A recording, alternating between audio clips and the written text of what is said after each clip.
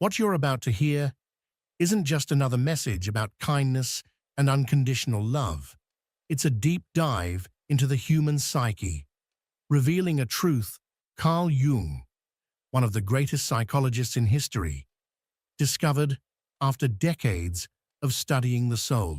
If you've ever felt that your kindness turns against you, that people mistake your nobility for weakness, or that the more you give, the less you receive, this message will show you why. Jung noticed a disturbing pattern. He saw it clearly in his patients. Those who believed they were too good were often the ones suffering the most. But what does it really mean to be good?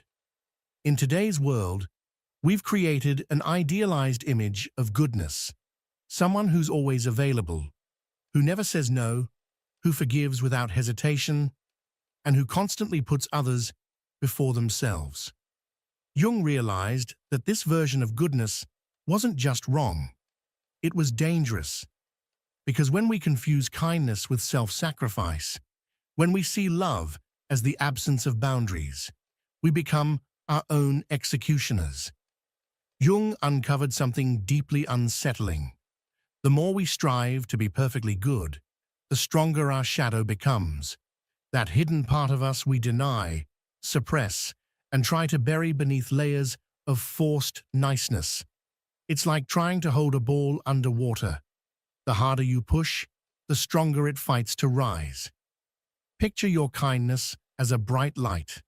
Society teaches us that to keep that light on, we must shut off everything else: our anger, our needs, our limits. But Jung saw how flawed this idea was. True kindness doesn't come from denying who we are. It comes from embracing every part of us. How many times have you heard that voice inside whispering, "Enough," only to silence it because a good person wouldn't think that way? How many times have you buried your anger, your frustration, your pain, thinking these feelings make you less worthy? Every time you reject these parts of yourself, you don't become better, you become more broken. This message isn't telling you to give up on being kind. It's calling you to awaken from naive kindness and transform it into something deeper, stronger, and more complete. Because true kindness isn't the absence of darkness, it's the ability to integrate every part of who we are into a whole. What you're about to uncover might shake the foundation of everything you believed about goodness. It might challenge old beliefs about love, sacrifice, and authenticity.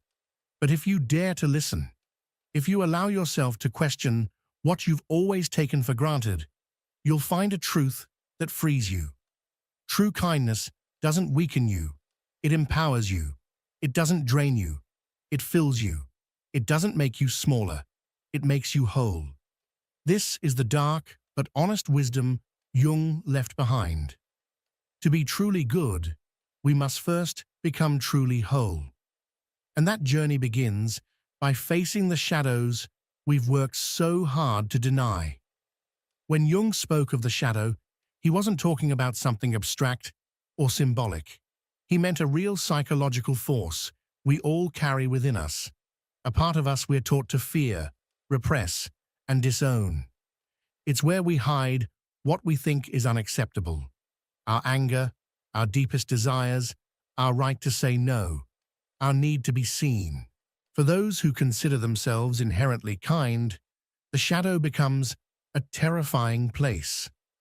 Their identity is built around being the light, always helping, never failing, being there for everyone.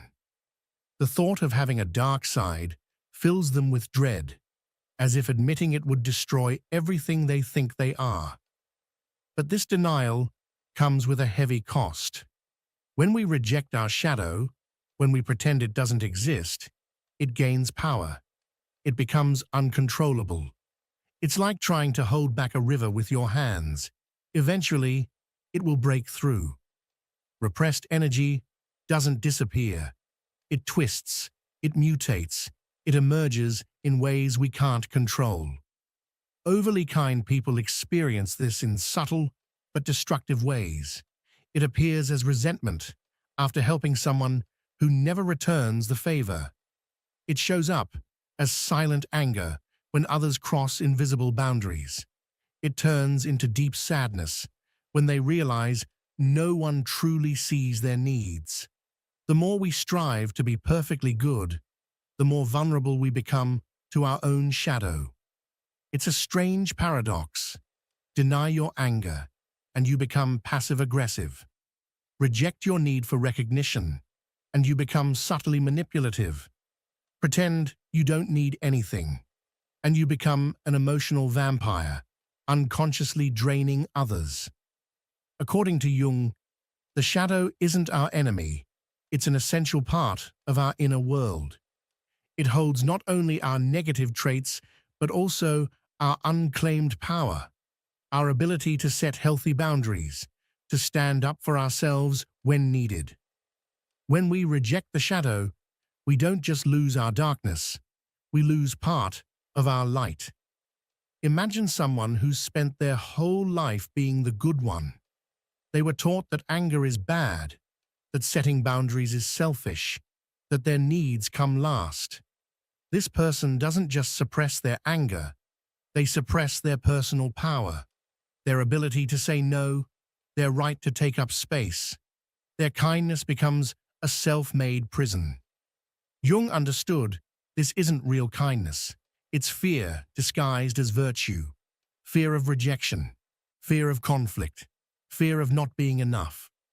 Truly kind people aren't those who never get angry or never set limits. They're the ones who've learned to integrate all their parts into a coherent whole. The shadow, when acknowledged and embraced, becomes a wellspring of strength. It's like a dark garden. If we dare to enter, we'll find not just our fears, but also our deepest powers. That's where naive kindness transforms into conscious wisdom. For Jung, true spiritual work isn't about eliminating the shadow. It's about learning to dance with it. It means recognizing that our ability to feel anger is just as sacred as our ability to love, that our boundaries are just as important as our generosity, and that our need for recognition is just as valid as our desire to give. This is the first step on the path to a more authentic and powerful kindness, realizing that the shadow is not your enemy, but a part of you that has long waited to be seen, embraced, and honored. And when you finally dare to meet its gaze, you'll find that what you feared the most might be exactly what you needed to feel whole.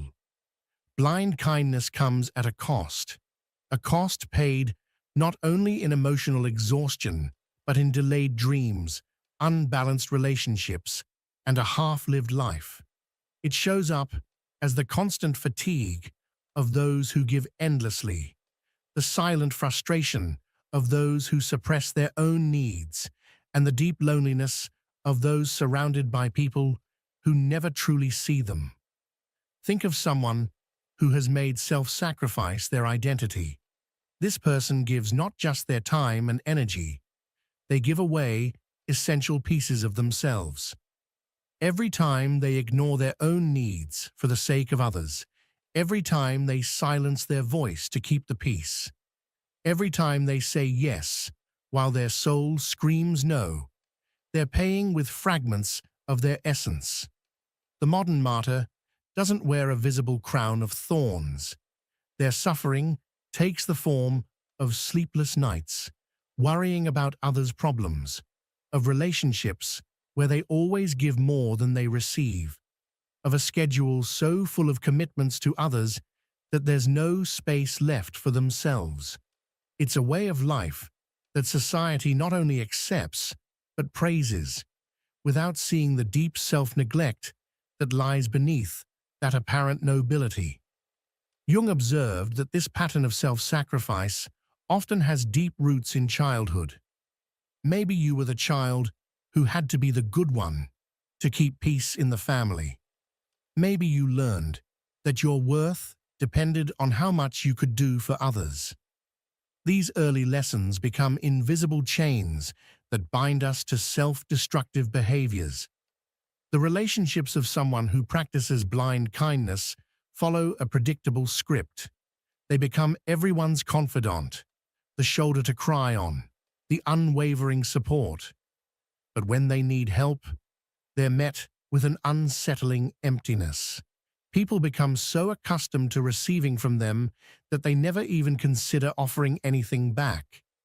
It's a unique kind of loneliness, being surrounded by people who know your kindness, but not your heart. The exhaustion of constantly giving isn't just physical. It's a soul-level fatigue that drains not only energy, but the joy of living. It's like a slow spiritual death, where the person gradually loses touch with their own dreams, desires, and needs. They become an empty vessel, existing solely to fulfill others' needs. This imbalance creates a toxic dynamic where the kind person becomes increasingly indispensable to others while becoming increasingly invisible to themselves. It's a form of codependency disguised as virtue, but in truth, it's a self-imposed prison. This person becomes a resource to others, slowly losing their own humanity. The cruel irony is that this excessive kindness doesn't just hurt the one practicing it, it also harms those it's meant to help. By constantly rescuing others, by always being available, by never letting them face the consequences of their actions, the chronically kind person stunts the growth of those they're trying to save. This behavior pattern doesn't just drain you, it breeds resentment. The resentment of someone who gave everything and received nothing in return. Of someone who was there for everyone, yet finds no one there when they need support. And when that resentment is buried under layers of kindness, it becomes a poison that slowly seeps into every relationship. This is the real cost of blind kindness. We don't just lose our energy, our time, or our peace of mind. We lose connection to our true essence, to our deepest desires, to our ability to set healthy boundaries. We become diluted versions of ourselves, existing mostly in service to others' needs. Integrating the shadow is not a smooth or comfortable process.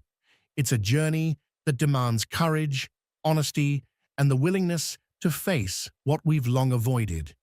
It's like turning on a light in a room that's been dark for years. At first, what we see might be unsettling, but only by seeing clearly can we begin to put things in order and transform. This process starts with acknowledging that our excessive kindness has often been a form of avoidance. We avoid conflict. We avoid rejection. We avoid the possibility of being judged or criticized. Behind every act of excessive kindness hides a fundamental fear, the fear of not being loved for who we truly are. Transformation requires a very particular kind of bravery. We must be willing to disappoint those who've grown used to our unconditional availability. It's like rewriting an invisible contract we've upheld with the world for years. The silent agreement has been, I'll be everything you need, and in return, you'll love me. But now, the new contract says, I'll be authentic, even if that means I won't always please you. Integrating the shadow doesn't mean becoming cruel or indifferent. On the contrary, it means developing a kindness that is more powerful and real. It's the difference between a weak flame that any breeze can blow out and a strong fire that gives warmth and light without being consumed. True integration happens when we realize that our ability to set boundaries is just as sacred as our ability to give. The power that comes from this integration is fundamentally different from cruelty. Cruelty is born from fear, from weakness, from the need to dominate.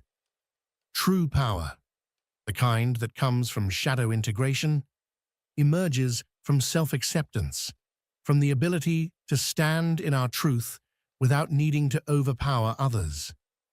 The wise kindness that arises from this journey is like a tree with deep roots. It doesn't need to prove its strength by tearing others down. Its power is shown in its steadiness, in offering shelter when it's right to do so, and in maintaining its natural boundaries without apologizing for taking up space in the world. Those who reach this integration discover a beautiful paradox. The more they accept their darkness, the more genuinely kind they become. They no longer give out of compulsion or fear, but from a conscious choice. Their generosity flows from abundance, not from emptiness. Their compassion comes from strength, not weakness. This new way of being demands a continued commitment to authenticity. It means recognizing that sometimes we will feel anger, and that this anger can serve as a compass pointing to where our limits have been crossed. It means accepting that sometimes we will need to say no, and that this no can be just as sacred as any yes we've ever offered. Integration also means acknowledging that not all our shadow parts are negative. Within that shadow, we've feared lie our most powerful gifts, our discernment, our intuition about others' intentions, our fierce ability to protect what we hold sacred. The wise kindness that comes from integration has discernment. It knows when to give and when to withhold, when to move closer and when to keep distance. It's not a kindness that spills out aimlessly, but one that flows with purpose and awareness. It's a kindness that honors both the giver and the receiver, that sees healthy boundaries as a form of mutual respect. This transformation allows us to move through the world in an entirely new way. We're no longer the candle that burns itself out to light others' paths. We become the lighthouse, radiating our own light, guiding others without depletion. Our kindness becomes more powerful precisely because we no longer need everyone's approval or love. The true integration of the shadow allows us to be kind, not out of fear of being something else, but because we choose to be, out of wholeness. It's a kindness that includes our strength, our limits, our ability to say no, our willingness to disappoint when necessary. At its core, it is kindness born not from fear, but from truth. The establishment of healthy boundaries is a practice Jung saw as essential to psychological development. Yet, for those who've built their identity around endless kindness, setting limits can feel like a betrayal of their innermost nature.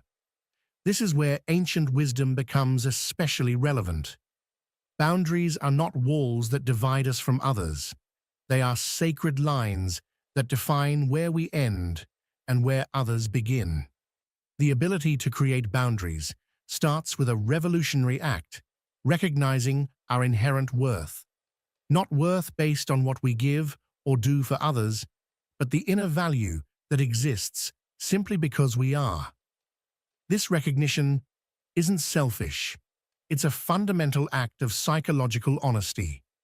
When we begin to truly value ourselves, a new way of relating to the world unfolds. We no longer need to earn our right to exist through excessive goodness. We start to see that reciprocity in relationships is not a luxury. It is a psychological necessity. Healthy relationships are those in which giving and receiving flow in balance. This understanding changes the way we interact with others. We begin to realize that when we allow others to cross our boundaries repeatedly, we not only harm ourselves, we also prevent them from learning to respect personal limits. Genuine kindness includes the strength to uphold clear boundaries, because these boundaries protect both our ability to give and the dignity of those who receive. People who learn to set healthy boundaries encounter a fascinating paradox. Their relationships, though fewer, become far more meaningful. Some may drift away when we are no longer unconditionally available, but those who stay will be the ones who truly respect and value us as whole beings. The practice of setting boundaries involves developing a new emotional vocabulary. We begin to sense the difference between authentic guilt and manipulated guilt, between true responsibility and the burdens we've wrongly taken on. This process also means recognizing that our time, energy, and emotional resources are limited and sacred. We can't give from an empty well, and maintaining our boundaries is how we ensure we always have something to offer when it's truly needed and appropriate. The true protection of our kindness doesn't come from building walls, but from developing wise discernment about where, when, and with whom we share our gifts. It's like tending a garden. It requires both clear borders and constant care to flourish. When we guard our energy and resources properly, our ability to be genuinely kind grows stronger, not weaker. The alchemy of transformation is a profound process that begins when we finally allow our light and shadow to dance together. It's like watching two streams merge to create something entirely new, neither purely light nor purely dark, but a new kind of power born from conscious integration. This alchemical journey starts when we stop fighting against our dual nature. Jung discovered that true transformation doesn't happen by trying to eliminate our darker parts, but by allowing them to teach us what we need to learn. Our anger shows us where we need to set boundaries. Our resentment points to where we've been giving too much. Our sadness reveals where more care is needed, and authentic strength emerges from this integration, like gold purified through the alchemical fire of self-awareness. It's no longer the brute force of aggression, nor the weakness disguised as endless kindness. It becomes a new, refined power, one that knows when to move forward and when to pull back, when to give and when to conserve, when to speak and when to remain silent. People who achieve this integration develop a particular presence. They don't need to prove their goodness or their power. They simply are. Their authenticity becomes their shield, and their truth their sword. They've learned that real strength lies not in controlling others, but in mastering themselves. The wisdom that comes from this transformation is like a controlled flame. It can warm or burn, depending on how it's used. Those who reach this state understand that their power isn't meant to dominate, but to protect what is sacred, including their own essence. They've learned that kindness without discernment is just as dangerous as power without compassion. This new way of being in the world demands constant vigilance, not from fear, but from awakened awareness. It's like tending a balanced garden. Some plants need more sun, others more shade, and the wise gardener knows both are necessary for a healthy ecosystem. In the same way, we learn to nourish both our light and our shadow, knowing that both are essential to our wholeness. The kindness that comes from this alchemy is a conscious choice, not a compulsion born of fear or guilt. It's a kindness that knows its worth, that doesn't need to prove itself constantly, that can say no without guilt and yes without resentment.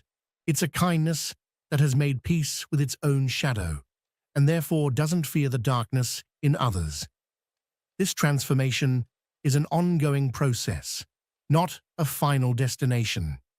It's an eternal dance between light and shadow, power and compassion, giving and receiving. Every day presents us with new chances to refine this balance, to consciously choose how to use our power, to be kind from a place of strength rather than fear. This personal alchemy creates a ripple effect in the world around us. When we allow ourselves to be whole, we give others implicit permission to do the same. When we show that it's possible to be both strong and kind, both powerful and compassionate, we create a new model of what it means to be truly human. The final transformation leads us to a place where we understand that real kindness is not a straitjacket that limits us, but a power that sets us free. It's not a mask we wear to be accepted, but an authentic expression of who we truly are. It's a state of being where our power and compassion flow from the same source, where our light and shadow work together to create something greater than the sum of their parts. The journey we've explored through Jung's wisdom isn't just a set of ideas, it's an invitation to deep transformation. A transformation that begins the moment we accept that our kindness doesn't have to be perfect to be meaningful, that our power doesn't have to be feared to be respected, and that our wholeness includes both light and shadow. Jung has shown us that the path to a more authentic and powerful life doesn't lie in denying our dual nature, but in consciously embracing it. When we integrate our shadow, when we allow our power and our kindness to coexist, we become more complete, more capable of creating the life we truly desire. Now the invitation is to take the next step, to look within and ask yourself, what parts of you have you been denying in the name of being good? What power have you been repressing out of fear of being less accepted? What boundaries have you been avoiding for fear of disappointing others? This is the moment to remember. Your kindness does not depend on your perfection. Your worth is not defined by how much you give or how much you sacrifice. Your power doesn't lessen your capacity to love, and your boundaries do not make you any less worthy of being loved. The transformation Jung invites us to make is not a destination, it's an ongoing journey. Every day offers new opportunities to choose authenticity over people-pleasing, conscious power over weakness disguised as virtue, real kindness over automatic self-sacrifice. The world needs people who have integrated both their light and their shadow, who understand that true goodness doesn't come from repression, but from conscious integration. It needs whole human beings who can embody both strength and compassion, who know when to give and when to hold back, who understand that their boundaries are just as sacred as their ability to love. As you close this message, remember, you're not here to be perfect. You're here to be whole. And in that wholeness, in that integration of every part of you, you will find not only the strength to create the life you dream of, but also the wisdom to live it with authenticity and true power. The question now isn't whether you're good enough. The real question is, are you ready to be truly powerful? Not the kind of power that dominates, but the kind that transforms. Not the power that fears the shadow, but the one that integrates it and uses it to create something greater than ourselves. If this message resonated with you, don't forget to subscribe, activate the notification bell, and share this with someone who needs to hear it. Let's walk this path of transformation together.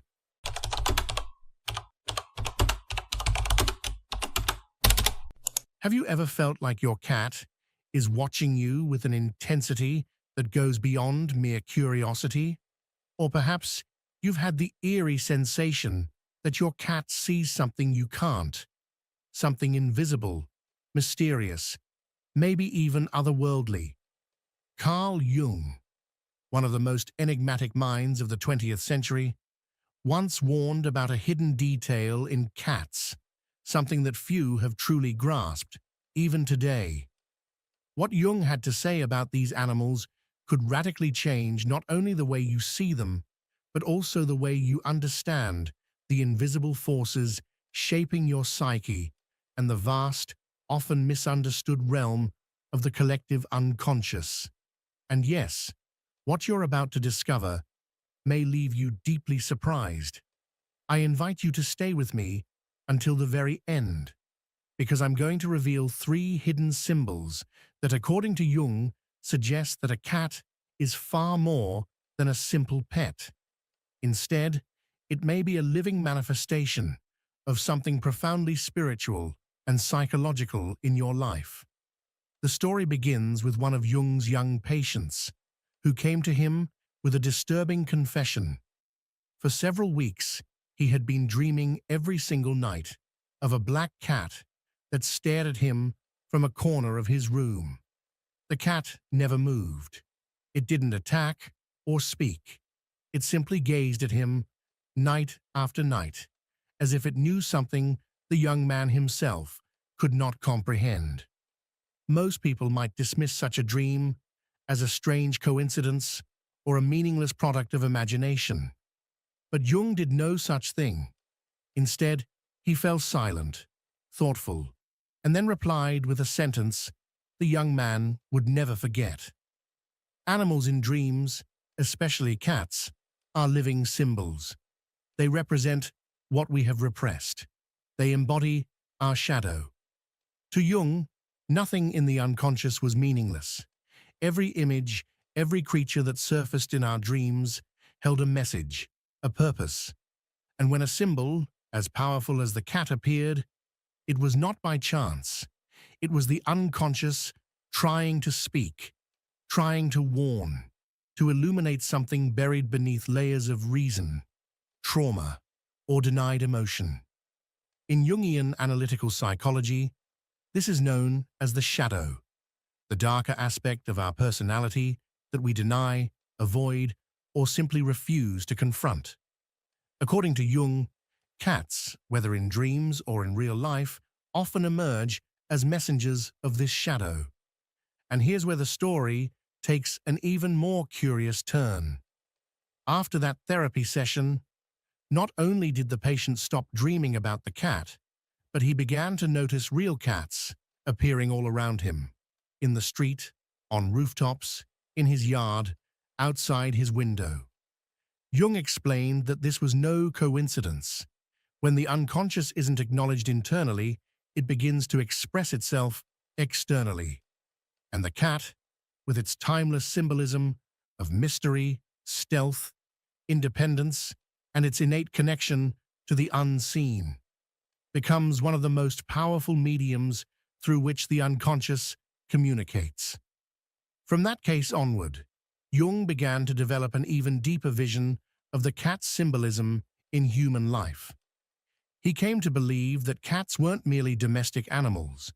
They were archetypal representations of the unconscious, a kind of silent presence that, like dreams, confronted us with what we refuse to see.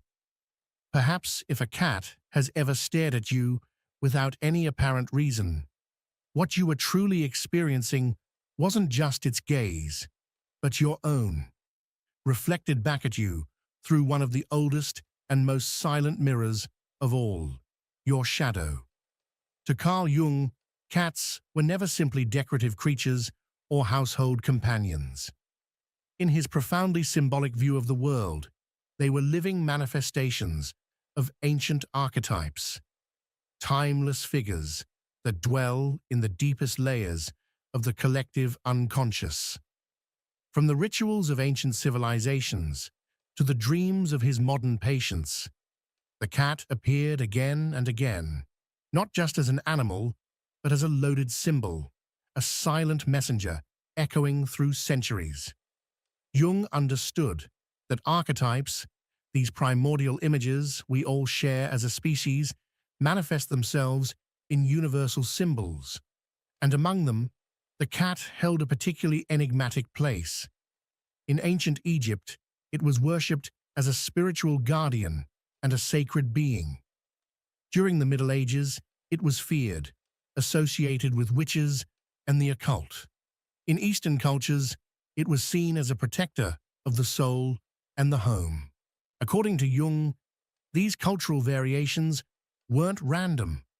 They were reflections of a deeper psychological truth. The cat represents what cannot be tamed, the mysterious force that watches from the shadows, the parts of reality that lie beyond our conscious control. Jung believed that whenever an archetype appears in our lives, whether through a dream, a synchronicity, or even the sudden and inexplicable presence of an animal, we must pay attention. The cat, in that sense, is not just a creature. It is a symbol pointing toward a part of ourselves that longs to be integrated. It might be our forgotten intuition, the sensitivity we've been taught to repress, or the sacred connection to mystery that modern life has taught us to ignore. In his writings, Jung once said, "Where there is a cat, there is a threshold between worlds, between what we can see and what lies hidden, between the conscious mind and the unconscious." The cat does not enter your life by accident, he warned. It arrives as a messenger of the unsaid, a guardian of the unresolved. Its unpredictable behavior, its ability to see in darkness, its apparent indifference, yet undeniable presence. These are all traits that mirror the complexity of the human soul.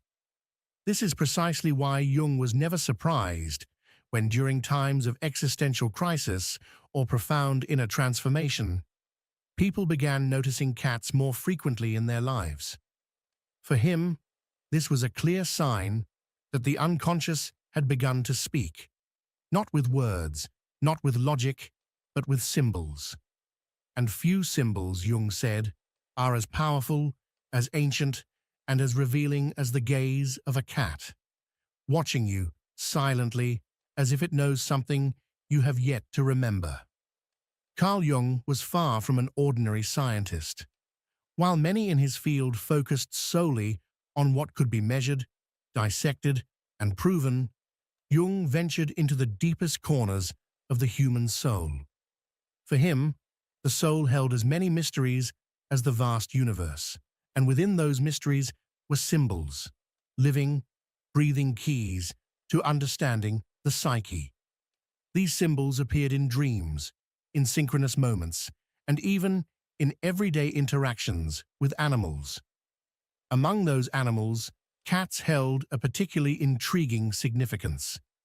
Throughout his life, Jung shared haunting and profound reflections on these enigmatic creatures. Through decades of study, clinical observation, and symbolic interpretation, Jung arrived at three key revelations about cats, insights that would not only challenge conventional thinking, but also transform the way many perceive these animals. His first revelation was that the cat embodies what he called the active shadow. This is the side of ourselves we tend to suppress or deny, the fears we try to forget, the guilt we bury deep within, the traumas that haunt us silently, and the forbidden desires we are too ashamed to confront. According to Jung, cats do not merely represent this shadow in our dreams, they can actually mirror it in real life. He noted that a cat's presence during emotionally turbulent moments might not be coincidental at all. When a cat enters a room during times of emotional chaos or behaves strangely in specific areas of a home, it may be signaling something deeper, an unacknowledged part of our psyche that is surfacing and asking to be recognized. There are countless accounts from patients who reported that their cat would approach them only during moments of severe anxiety or sadness, almost as if drawn by an invisible thread. Jung interpreted these moments not as random, but as symbolic expressions of the shadow-seeking integration. The cat, unlike the human, does not run from the darkness. It stares straight into it, fearless and unwavering. Jung's second revelation about cats is equally fascinating. He believed that the cat functions as a living channel of deep intuition. While humans are often lost in thought, buried under responsibilities, and governed by the ego, cats remain tethered to something far more primal and essential. Jung described animals, especially cats, as beings who exist in a state of purer consciousness because they are not ruled by the fragmented self-image that dominates human awareness. And in the case of cats, this pure consciousness is especially sensitive, almost otherworldly. When a cat silently enters a room and fixates on an empty corner, Jung suggested it wasn't staring into nothingness. Rather, it was perceiving something beyond the grasp of rational understanding, something invisible to the human eye but present on a symbolic or energetic level. For him, cats were like spiritual antennas. They detect subtle shifts in the environment, emotional undercurrents, and symbolic presences that elude our ordinary senses. Their reactions come from a place beyond logic, deeply instinctive, rooted in the collective unconscious. In essence, when your cat behaves strangely, don't dismiss it. It may be sensing something your conscious mind has not yet caught up with.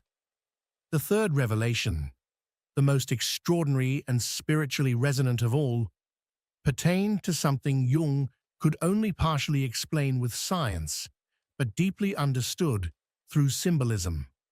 The cat's purr as a frequency of psychic healing. To Jung, the act of a cat purring wasn't just a comforting sound or a sign of contentment. It was something far more profound. He believed that this subtle vibration carried a symbolic resonance capable of influencing the emotional and psychological state of a human being. In his view, the purr operated like a subtle, energetic therapy, an ancient, unspoken language of healing. It could quiet the mind, soothe the nerves, and even help the soul reintegrate lost fragments of itself. Just as music or chanting can lead to trance states and inner peace, so too could the humble purr of a cat guide a person into deeper psychological balance. The rhythm of the purr, he thought, aligned with natural frequencies in the human body and psyche, restoring inner harmony in ways modern science was only beginning to grasp. To Jung, cats were not simply animals. They were guardians of the unconscious, silent observers of our emotional landscapes, and messengers of hidden truths.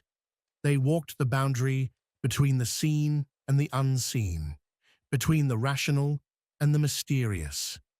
And in doing so, they offered us mirrors, keys, and even healing, if we were willing to pay attention.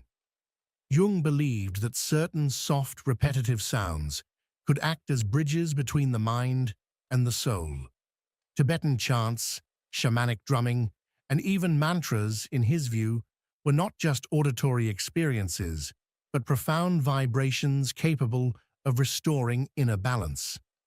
To him, sound wasn't merely a physical phenomenon, it was a carrier of energy that reached deeper layers of consciousness. Within this context, the purring of a cat, a steady hum emitted when it's relaxed, at peace, or near someone in pain, was far more than a sign of contentment. It was a healing frequency, a sacred resonance that could subtly harmonize the emotional field of anyone who listened with openness and sensitivity. Today, science is beginning to explore these ancient intuitions, discovering that the frequency of a cat's purr typically ranges between 25 and 150 Hz, a range that has been shown to aid in the regeneration of tissues and the reduction of stress. This modern confirmation of ancient knowledge didn't surprise Jung. Long before these discoveries, he had already sensed the spiritual essence behind this phenomenon. For him, the purr was like a silent prayer, a vibration that originated not from the cat's body, but from its soul.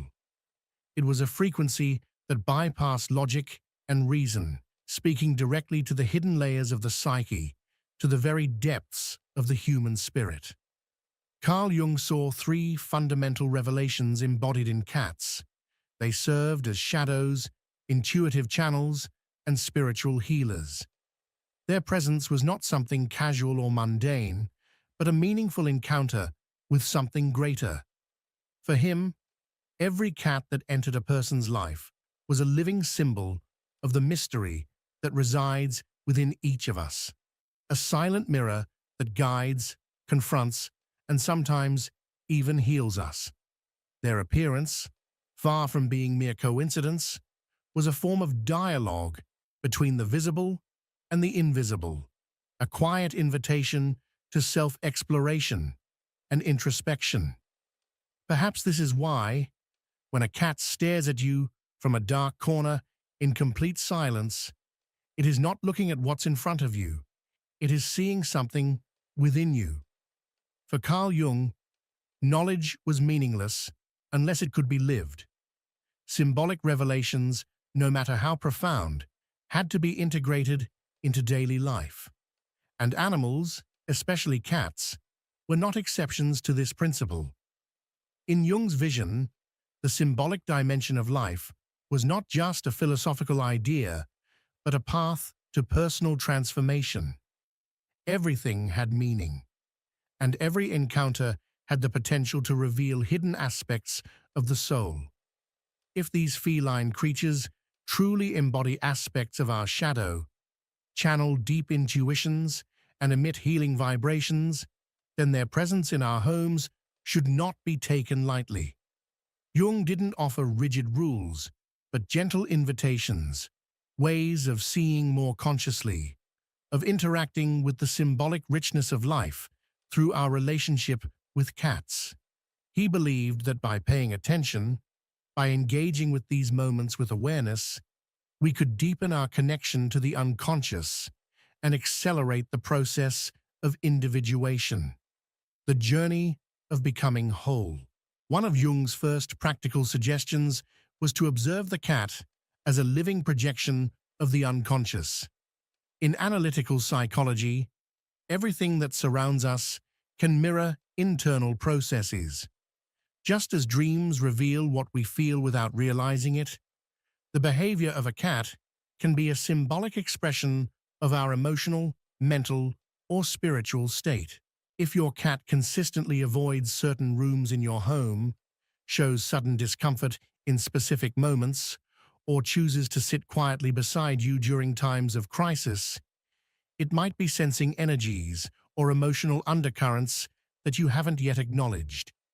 Jung emphasized that such observations were not meant to provoke paranoia, but rather awareness. The cat becomes a subtle mirror of the unseen, a barometer of the invisible. It reflects what lies beneath the surface, what we often avoid confronting in ourselves. A second practical recommendation was to keep a symbolic behavior journal. Just as Jung encouraged his patients to maintain dream journals, he also saw the value in recording coincidences, sensations, and patterns associated with animals, particularly during pivotal moments in life. If you are going through a period of grief, anxiety, or personal transformation, and your cat begins to behave unusually, this may hold significant meaning. Jung advised writing down these occurrences, correlating them with internal emotions or major life decisions. Over time, such records may reveal patterns and connections between the outer world and your inner landscape, patterns that were previously invisible but now illuminate the intricate dialogue between soul and experience. The third, and perhaps most important suggestion from Jung, was to treat the cat with symbolic respect, not merely as a pet, but as a companion on the journey toward individuation. Individuation, for Jung, was the path to becoming a complete self, the integration of all parts of the psyche, including those that we ignore or suppress. If the cat represents our shadow, our intuition, and our healing capacity, then honoring its presence is also a way of honoring those hidden parts of ourselves.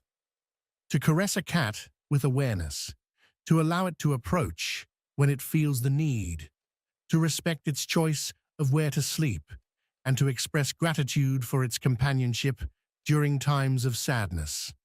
All these simple actions can become spiritual rituals, acts of inner integration. Jung believed that honoring symbols activates their transformative power. When we dismiss the symbolic, we reduce it to triviality and close ourselves off to its messages. But when we approach it with reverence, we awaken its capacity to teach and to heal.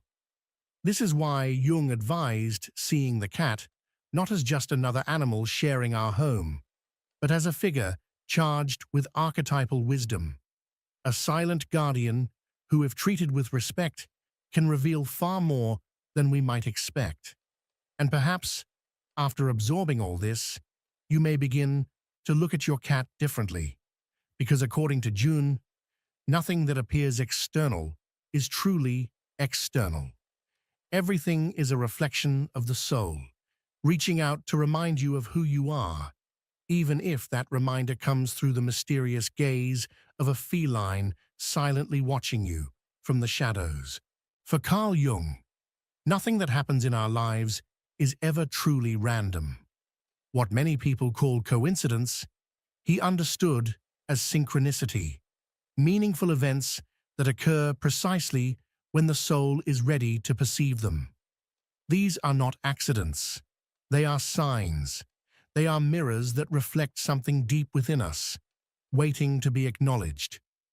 From this perspective, the arrival of a cat in your life can be far more profound than just acquiring a pet. It can be a message, a living symbol placed before you by life, or perhaps by your own unconscious, to awaken something within you, to shift your perception, to encourage you to look inward with new eyes. Carl Jung believed that everything around us is a projection of our inner world, a reflection of aspects of our psyche that we may not be consciously aware of. And so, if a cat shows up during a period of emotional turmoil, if it chooses to stay by your side during long, silent nights, if it gazes at you with a knowing stare, as if it understands exactly what you're going through, don't ignore it. Don't brush it off as just another animal. It might not be that simple. It might be the embodiment of a mystery, a silent messenger from the depths of your own being. Just like our dreams communicate through symbols, cats can become living metaphors, creatures whose penetrating gaze, mysterious independence, and heightened sensitivity speak volumes about the parts of ourselves we've neglected or hidden away. They confront us with truths we've refused to see, our repressed emotions, our unresolved fears, our intuitive and sacred essence that we've tried to silence in the noise of modern life. And then something happens when you truly stop to observe your cat, not just casually, but with deep presence. Something inside you begins to shift. You start to realize that its silences aren't empty. They're full of meaning, that its movements aren't random. They're purposeful, that its presence isn't merely comforting, it's symbolic. You begin to understand that your cat might be guiding you, protecting you, even healing wounds within you that you didn't know existed. Because sometimes, as Jung once said, the soul doesn't shout, it whispers.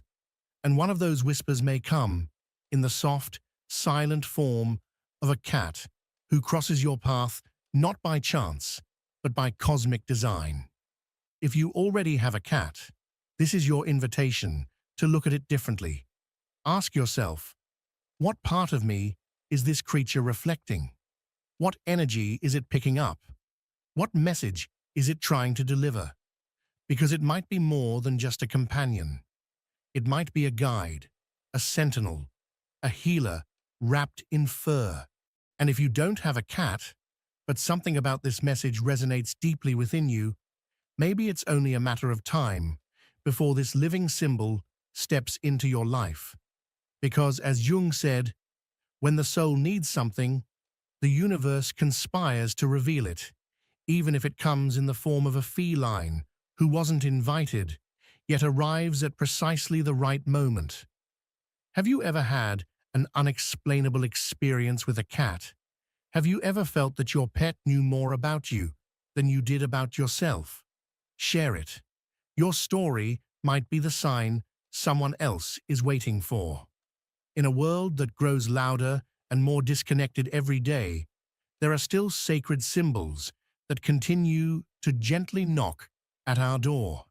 And sometimes those symbols have whiskers, walk silently, and gaze at us with the timeless wisdom of a being who's been here long before we ever were. Thank you for joining me in this deep reflection, inspired by the psychology of Carl Jung. And remember, nothing external is truly external. Everything that reaches you is trying to reveal something that already lives within you. If this message spoke to your soul, subscribe to the channel and activate the notification bell so you don't miss any new content.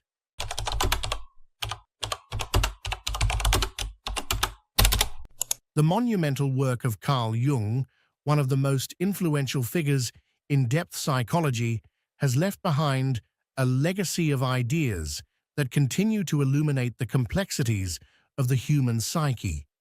His theories are not merely abstract concepts, but living truths that echo through the inner landscapes of individuals across cultures and generations.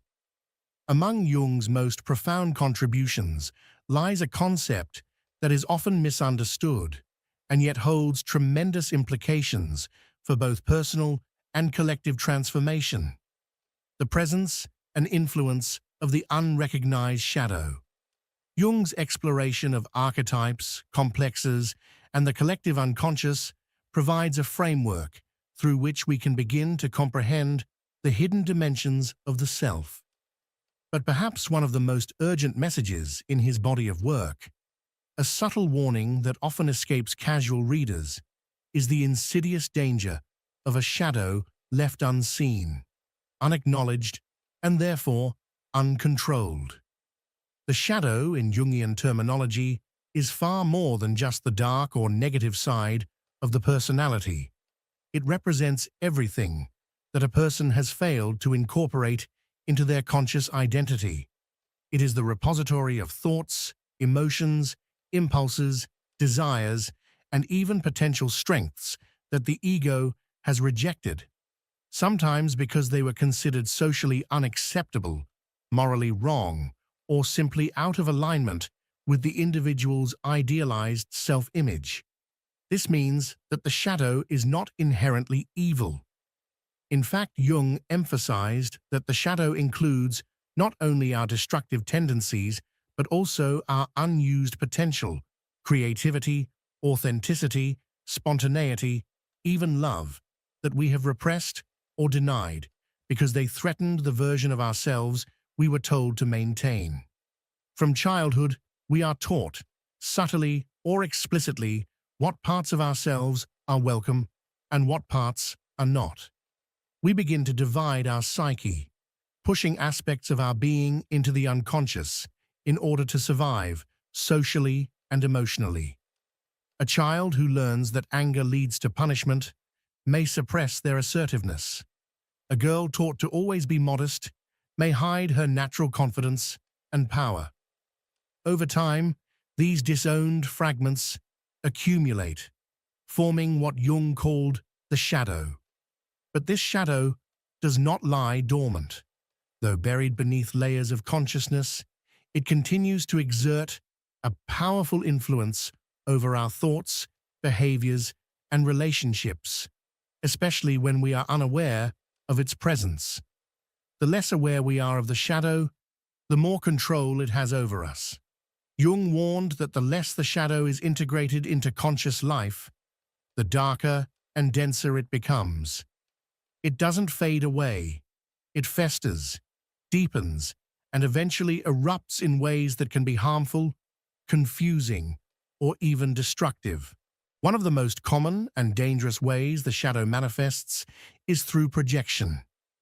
This is the very warning Jung subtly embedded in his teachings, that we will inevitably project our shadow onto others if we fail to recognize it within ourselves.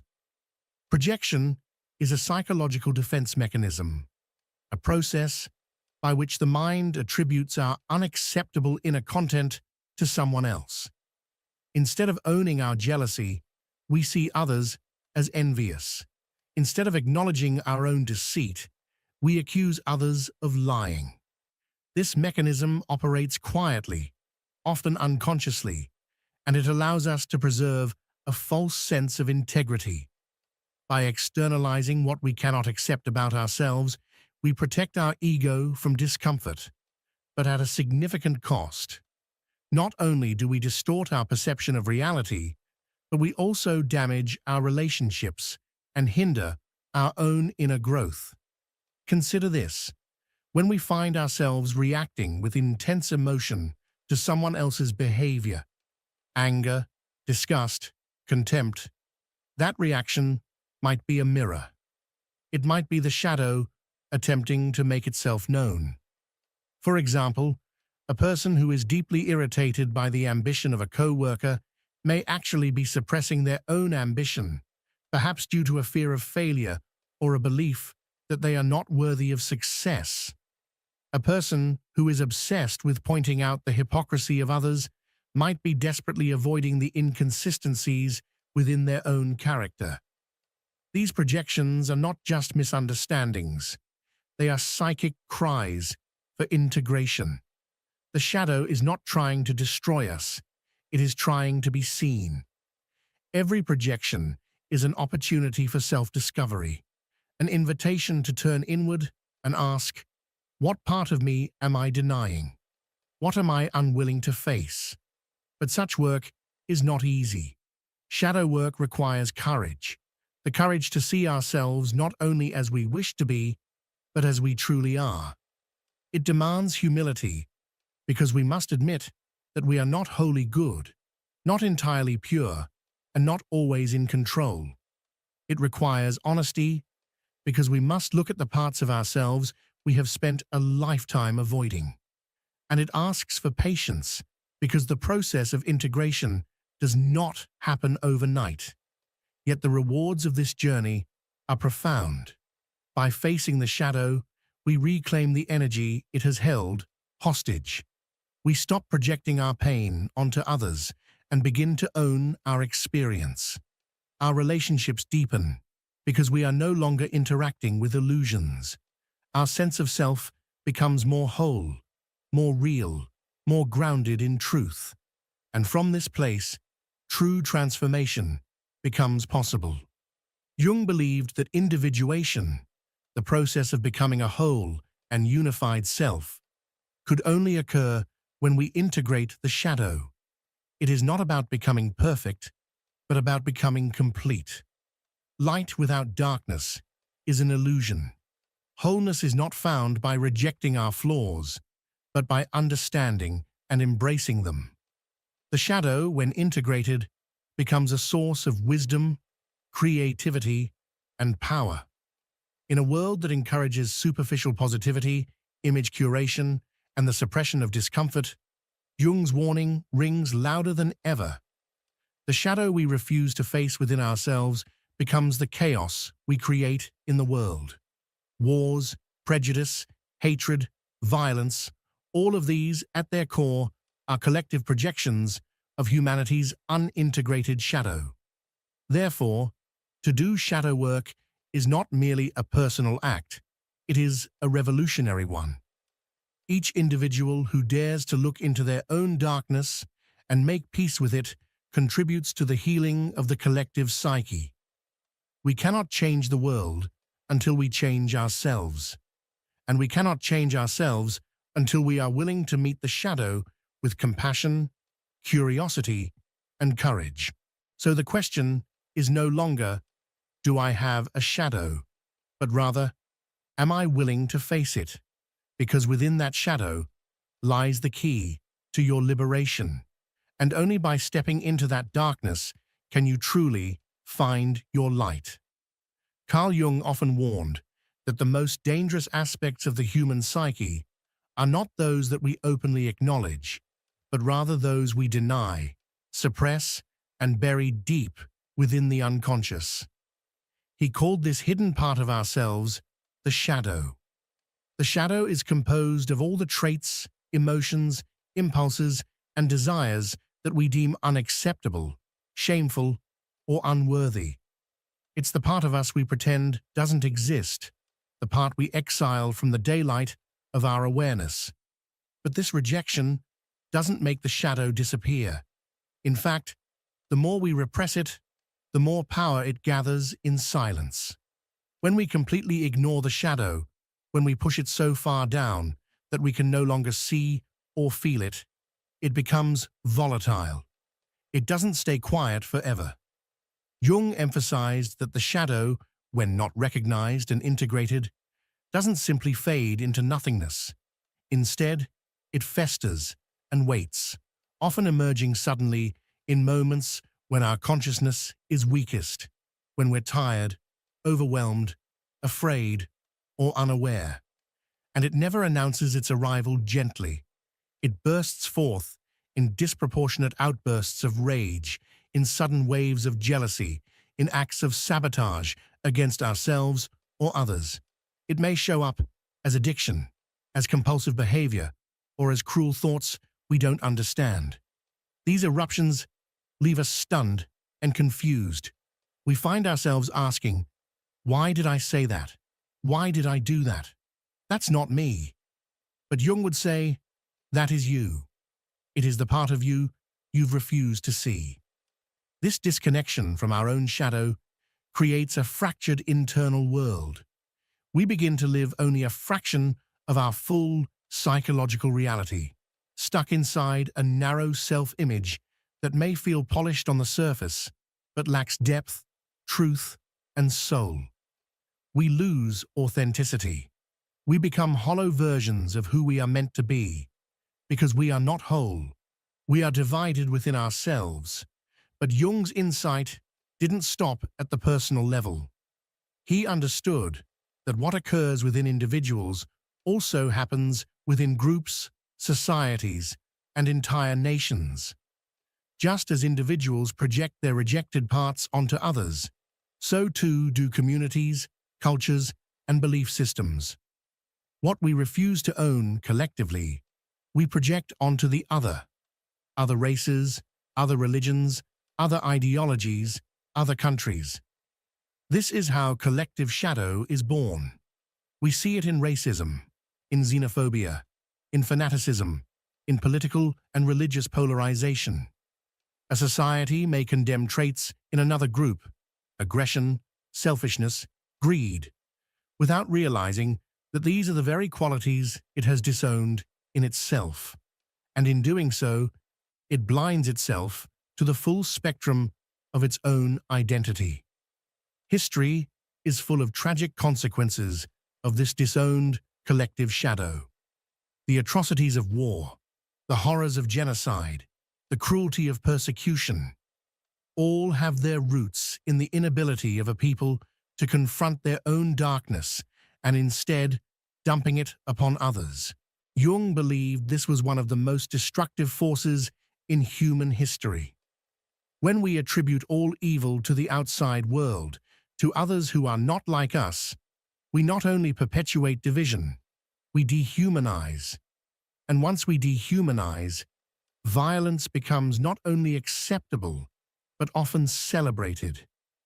Yet within this warning lies an extraordinary gift. Jung did not see the shadow as evil by nature. It is not something to be destroyed or feared. It is something to be understood. The shadow contains not only our darkest traits, but also immense potential. The strength we denied, the creativity we suppressed, the vitality we locked away. Inside the shadow is also the gold we forgot we possessed. To integrate the shadow means to stop running from ourselves. It means turning inward, sitting with the discomfort of what we find, and embracing the fullness of who we are. This process is not easy. It requires honesty, humility, and a willingness to see ourselves without illusion. But it is the foundation of transformation. Jung called this process individuation, the journey of becoming a whole, unique, and authentic self. And there is no individuation without shadow work. There is no true healing without reconciliation with the parts we have denied. To meet the shadow is to begin the journey home, to the self. The world does not need more perfection. It needs more wholeness. More people who are not afraid of their own darkness. More people who understand that healing is not found in the rejection of what is painful, but in the courageous act of facing it. Because only when we stop fearing our shadow can we finally walk in the light, not as half-beings, but as complete souls. How do we recognize and integrate the shadow? It is not a simple question, nor is it a linear process. It is a journey, one that is often painful, uncomfortable, and deeply revealing. To walk this path requires more than just interest or curiosity. It demands radical honesty with oneself, a willingness to strip away the idealized image we project to the world, and to confront the parts of ourselves we would rather ignore, deny, or bury. The first step in this inner work is awareness, specifically the careful observation of our emotional reactions. These reactions are like signposts. They point us toward what lies hidden. When something or someone irritates us deeply, that reaction is rarely just about the external trigger. It's often an echo, an unresolved fragment of ourselves reflected in another. So, we ask, what traits in others provoke intense judgment or emotional discomfort in me? What do I criticize most harshly? What behavior makes me overreact? If someone's arrogance, for example, fills us with anger or disgust, it may be worth asking, is there a part of me that wishes to be more assertive, more confident, more visible? Could it be that I repress this desire out of fear? Fear of being judged, rejected, or perceived as arrogant myself? The shadow is subtle. It rarely screams for attention. Instead, it whispers through projection, defensiveness, and emotional reactivity. Another powerful way the shadow reveals itself is through dreams. Carl Jung believed dreams are direct messages from the unconscious. Within these symbolic narratives, the shadow often takes form, sometimes as a figure of the same gender as the dreamer, embodying traits, impulses, or fears that we have not yet owned. These dream characters are not random. They carry meaning. They represent the parts of ourselves that the conscious mind refuses to see. Paying close attention to these dream figures and the emotions they evoke can open a doorway to deeper understanding. It's not about interpreting them with rigid logic, but about feeling into their symbolism. Who is this figure? What do they represent in me? What am I being invited to integrate? But the process doesn't stop with dreams. It requires deliberate introspection, sitting with yourself in moments of stillness and asking the hard questions. What am I afraid to admit about myself? What desires, impulses, or tendencies have I pushed into the dark? What parts of me have I labeled as unacceptable or shameful? Often, we avoid these questions because they destabilize the identity we've worked so hard to build. But this discomfort is not a sign of failure. It's a sign that we're approaching something real. Here's where the distinction is crucial. Integrating the shadow does not mean justifying harmful behavior. It does not mean embracing every destructive urge without question. Rather, It is the act of recognizing that these tendencies exist within us and that they do not make us bad, they make us human. We all carry the seeds of both light and darkness. To pretend otherwise is to live in illusion. True growth comes when we move from denial to ownership. When we stop blaming the world for our inner turmoil and begin to take responsibility for our projections, something shifts. We begin to reclaim lost parts of ourselves. We stop splitting the world into good and evil, right and wrong, and begin to see the complexity of the human experience. We begin to hold our darkness with compassion rather than contempt. This process is slow. It unfolds layer by layer, and it often returns us to old wounds we thought we had already healed. But with each encounter, we become more whole. Each time we face the shadow without flinching, we grow in strength, in clarity, and in authenticity. And perhaps most importantly, we begin to live more freely. Because when the shadow is no longer an enemy, when we no longer fear what lives within us, we stop projecting our inner chaos onto others. We stop seeking villains to fight outside of us and start cultivating peace within. We become less reactive, more grounded, and more aligned with our true nature. Not the version we've performed for others, but the version that has always been quietly waiting beneath the surface. To recognize and integrate the shadow is not the end of the journey. It is the beginning of an entirely new way of being. A life where the unconscious no longer pulls the strings and where we begin, perhaps for the first time, to truly know ourselves. Denying our inner darkness doesn't make it disappear. On the contrary, it strengthens its grip in the hidden corners of our psyche. When we suppress or ignore aspects of ourselves that we find uncomfortable, they don't vanish. They merely retreat into the shadows, where they gather force, silently influencing our behaviors, our choices, and our relationships from behind the scenes. Carl Jung warned us, what we refuse to acknowledge within becomes projected outward, onto the people and situations around us. This is how the unconscious rules our lives, until we make it conscious. True integration of the shadow requires more than just intellectual recognition.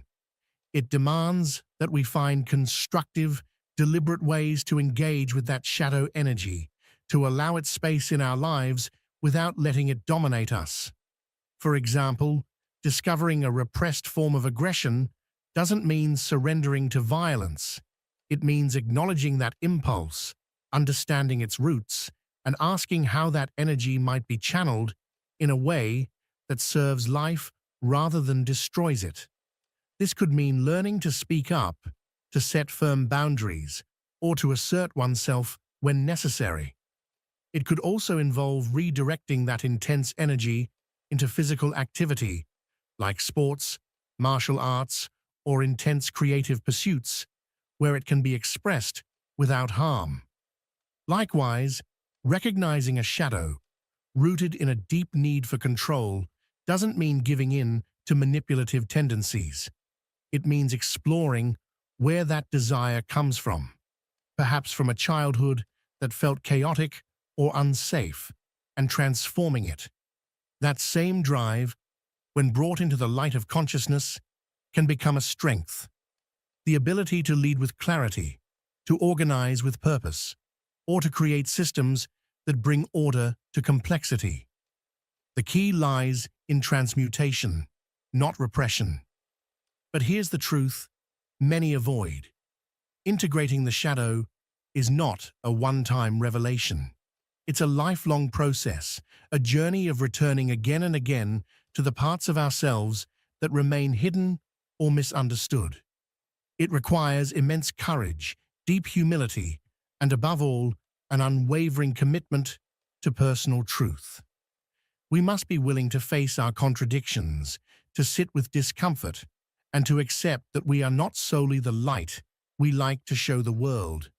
we are also the dark we'd rather ignore. And yet those who walk this path will tell you the rewards are profound. As we begin to integrate our shadow, we become more whole, more authentic, more resilient. We are no longer ruled by unconscious impulses that sabotage our lives. Instead, we gain choice, real choice, in how we show up in the world. Our relationships improve because we no longer project our unresolved pain onto others. We stop seeing enemies in every direction and start seeing people for who they are, not through the lens of our own woundedness. More than that, a vast reserve of psychic energy is freed. Energy that was once spent on denial, repression, and inner conflict is now available to us. We feel more alive, more creative, more deeply connected to our own essence. This is not a superficial transformation. It is the foundation of true psychological and spiritual growth. Jung spoke often about the danger of the unrecognized shadow. He saw clearly that much of the darkness we perceive in the world is a reflection of the darkness we refuse to acknowledge within ourselves. This insight is not a condemnation. It is an invitation to turn inward with honesty, to confront the aspects of our personality we have long buried, and to do the deep inner work that leads to integration and healing. Because when we recognize our own shadow, something miraculous happens. We stop fearing the shadow in others. We stop reacting with judgment and start responding with compassion. We create space for dialogue, for empathy, for real connection.